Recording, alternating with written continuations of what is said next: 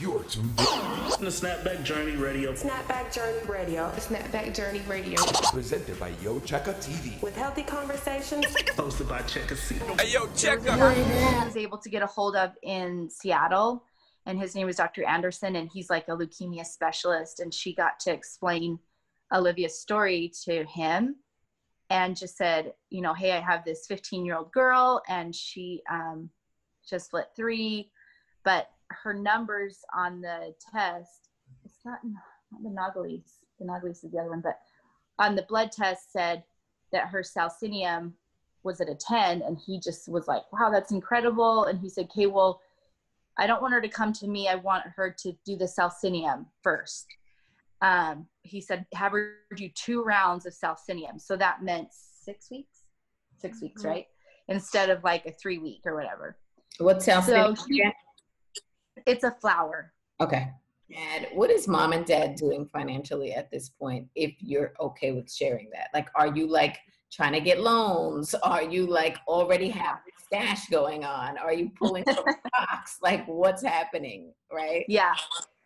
So, so one of the things that, like, I mean, we did have a few fundraisers that helped with some of the, like, the smaller things, like, well, not smaller, but like, that helped with the second house, the rent in the second house in Salt Lake. And it helped with like her vitamin C's and her supplements and stuff like that. But the Dagmara thing, that was a $40,000. So we were able to take some from savings, and then we just took a second out on our house and used the money from that. So, and she was just like, I wonder if I could just send you guys home and teach you how to do it at home. And so we did it.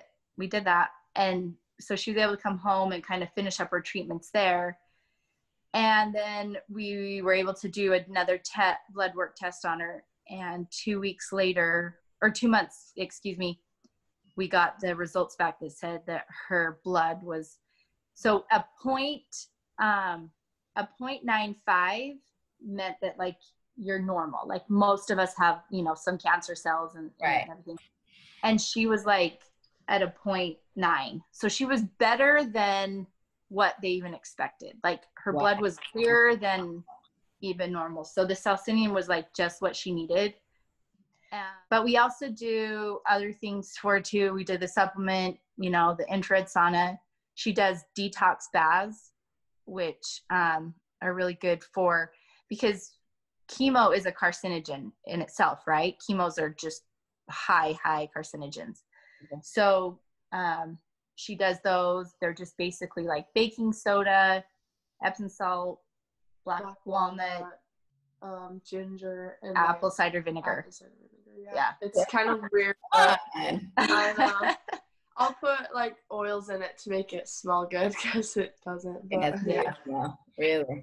So but although I think like for you, probably the bounce back and the snapback must be so different, like with school and like, you know, just a normal average 17-year-old girl, you're doing things a little bit differently. Does that like impact your social environment with friends and such, or how does that look for you? I feel like for the most part, all my friends just stuck by me the whole time and like did as much as they could.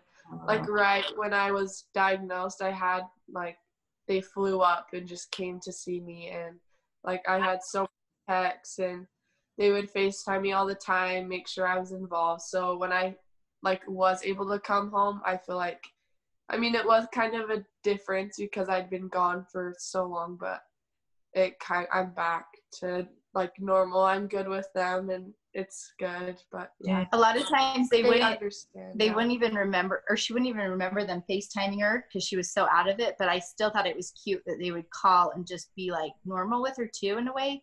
They just like, oh my gosh, Liv, guess so-and-so kissed so-and-so. You're not going to believe who's dating now, you know, things. As we were getting more into it, and it was like the first round of chemo, and Liv was just looking pretty rough for the most part.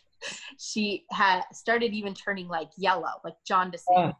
And I was like, I asked the doctor, I was like, can I take her outside and get some sun? I'm like, she hasn't been outside for like, it's been 4 weeks now. Is there any way that I could roll her out on a wheelchair and just let her kind of soak in the sun? It's a beautiful day. And she said, well, yeah, it would probably be okay if, you know, you just need to put a mask on her and everything. She's like, but you do realize like the sun's not going to do anything for her medically, right? And then that's when Rod and I both kind of looked at each other and we're like, did she just say the sun won't do anything for her medically? Oh my God. So that was like the first time that it was like we kind of snapped out of the like, wait, doctors don't know everything and they do need to be like second guessed, and they, you know, and you know, like don't feed your kid sugar anymore. Like it's feeding the cancer. Like you just need to get them off sugar. And then they go and ask their doctor, like, doctor, so does sugar feed cancer? And the doctor is like, oh, you know what? Right now, we don't worry about that. You just go ahead and give them whatever they want. Then everything I said is now just, wow. They're like, hey, Katie doesn't know what she's talking about. The doctor just told me that I can give my kid sugar and not worry about it. So, you know, everything that they say, they just believe everything. They don't even question it.